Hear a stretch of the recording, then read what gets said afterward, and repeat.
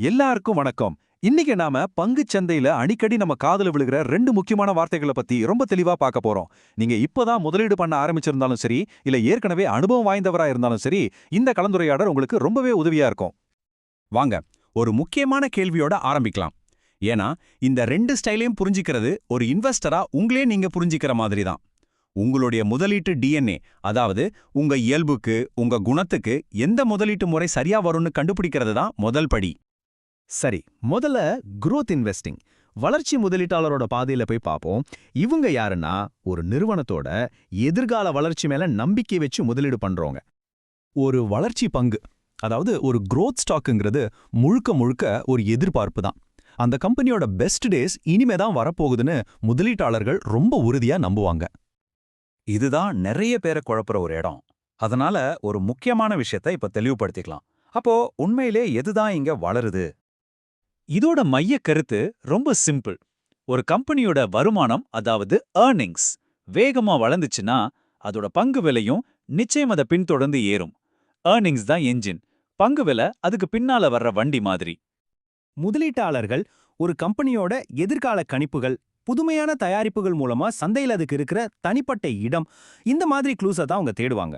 உதாரணத்துக்கு, ஒரு tech company புதுசா ஒரு ஏஐ சாஃப்ட்வேர் கொண்டு வருதுன்னு வச்சுக்கோங்க.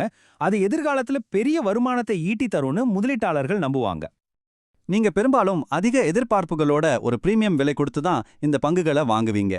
அதனால தான் இதுக்கு அதிக விலை வருவாய் விகிதம், அதாவது பிரைஸ் டு ஏர்னிங்ஸ் ரேஷியோ இருக்கும். சிம்பிளா சொல்லணும்னா, ஒரு பங்கோட தற்போதைய வருமானத்தை விட நீங்க அதுக்கு எவ்வளவு மடங்கு அதிக விலை கொடுக்க தயாரா இருக்கீங்கிறது தான் இந்த பிஇ ரேஷியோ. ஆனா ஒன்னு, பிஇ அதிகமா இருந்தா ரிஸ்க் அதிகம், அதே சமயம் ரிவார்டும் அதிகமா இருக்கிற வாய்ப்பு இருக்கு. சரி, இப்போ கியரை மாத்தி மதிப்பு முதலீட்டாளரோட, அதாவது வேல்யூ இன்வெஸ்டரோட வழியில பயணிப்போம். இவங்கள மார்க்கெட்டோட பார்கென் ஹண்டர்ஸ்னு கூட சொல்லலாம்.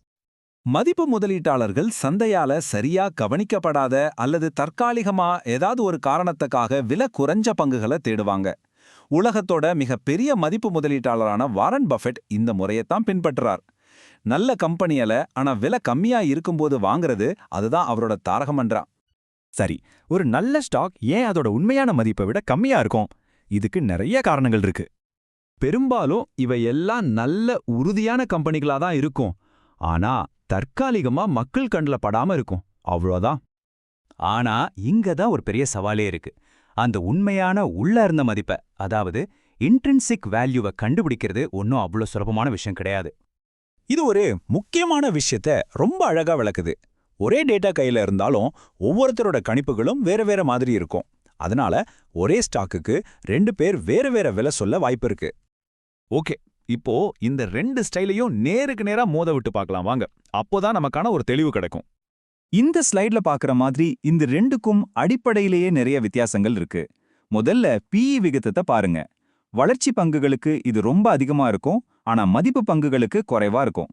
அடுத்ததா ஏற்ற இறக்கம், அதாவது வாலட்டாலிட்டி. வளர்ச்சி பங்குகள்ல இது ரொம்பவே அதிகமா இருக்கும், ஆனா மதிப்பு பங்குகள் பொதுவா நிலையானதா இருக்கும்.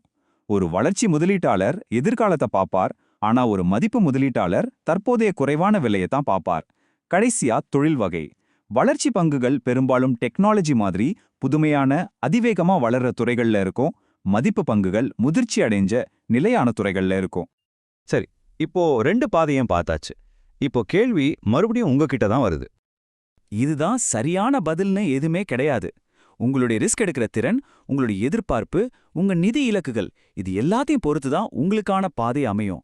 உங்களுக்கு எது செட் ஆகுதோ அதுதான் உங்களுக்கான பெஸ்ட் ஸ்ட்ராட்டஜி. நிறைய வெற்றிகரமான முதலீட்டாளர்கள் என்ன பண்ணுவாங்கன்னா, அவங்க போர்ட்ஃபோலியோல வளர்ச்சி, மதிப்பு ரெண்டு பங்குகளையும் கலந்து வச்சிருப்பாங்க.